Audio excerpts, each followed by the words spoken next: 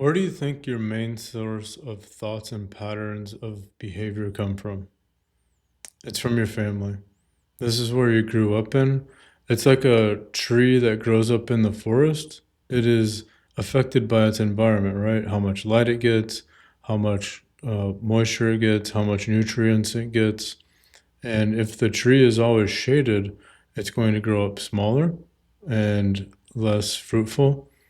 If it has the proper amount of sunlight and nutrients, then it will grow up to be a very strong and fruitful tree. So I'm talking about family ties here. This is about healing yourself. This is about getting out of patterns of behavior and thought that have held you back and limited you your whole life. We all know that mental health and mental problems run in families, right? And all families go through problems and all families go through conflict, and that is just part of being human. This is this is different. Okay. This isn't about Uncle Bob always tells fart jokes at Christmas. This is about trauma. This is about addiction. This is about abuse. This is about mental illness. Sometimes we need to leave the family. Sometimes we need to distance ourselves from our family. This is about breaking cycles of addiction, trauma, abuse, and mental illness, both for yourself and for your kids and for generations to come. A lot of us have mental health problems and disorders that run in our family. And a lot of us are dealing with our own problems of anxiety, depression, addiction, ADHD.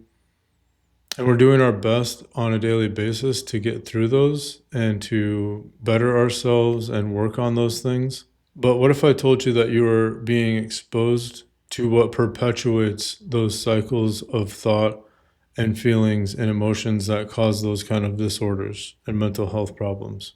If you have chronic depression, anxiety, if you have repeated toxic relationship cycles, addiction, ADHD, it's time to look at the people around you that you're hanging out with. We're trying to fix our mind and our body, and we've tried a lot of different things, but problems keep coming back. They keep resurfacing.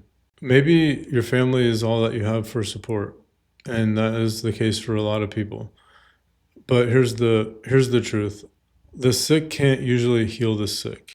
We reach out for help from people that are just as sick as us. They don't have new information. They don't have new patterns of thought.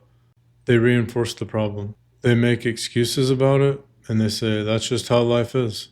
But it doesn't have to be. What if you want more? What if you want to heal? What if you want to change and you want to transcend the patterns?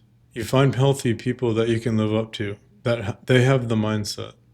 Asking another person that has the same problem as you for help is like asking a poor person how to become rich.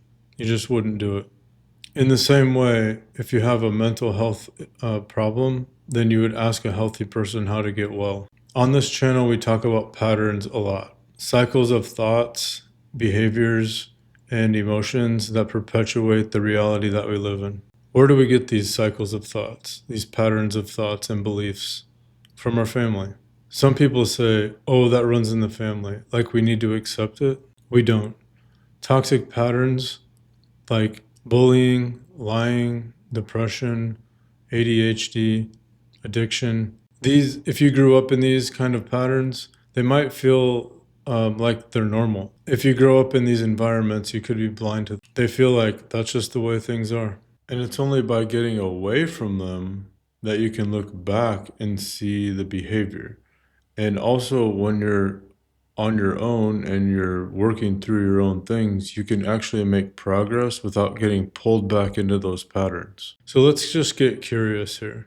Let's ask ourselves some questions. If your family is toxic, why do you stay with them? You want to be healthy, right? I know. Family is everything. Family is forever. Family is blood. Here's another thing. Family isn't always blood. Family can be people that you choose to be around, that are healthy, that are there for your highest good. It's okay to take care of yourself. even if it's for a little bit of time. If your family is a toxic family or they have these patterns of mental health, it's your responsibility to take care of yourself. Get yourself well, and if that means you need to separate for a period of time or forever, it's fine. Then do that. And then once you're healthy, then you can go back. You can create healthy boundaries with them. We have this notion that it's family first, family forever, that we have to accept and participate in our family.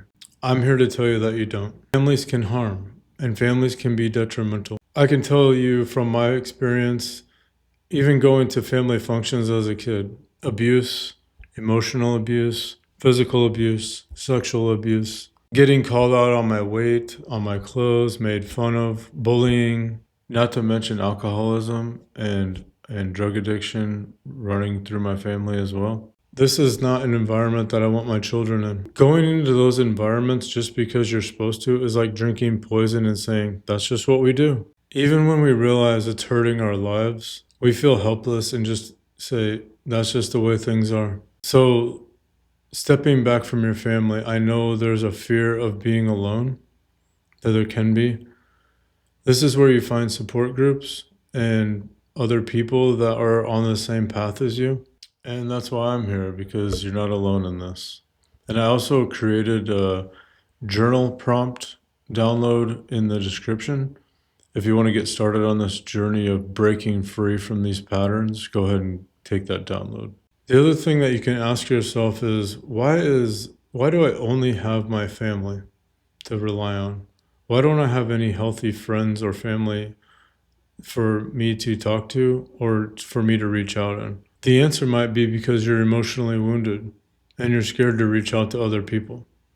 You might be trauma bonded with your family. Therefore, it's hard to break free of. There's deep attachment and enmeshment in the family. These are not healthy systems.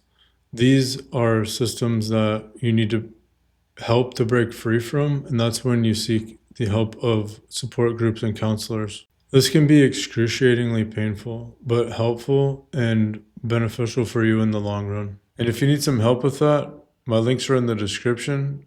Maybe you need a call or some support to get through this. I'm here for you. Like I said, it's very helpful to seek out a therapist and a support group before doing this. If you were dizzy and nauseous and depressed all the time, and then you found out you had toxic mold in your house, would you stay in there? Hell no. It's hard to notice something's wrong when it's the only way you've ever seen it.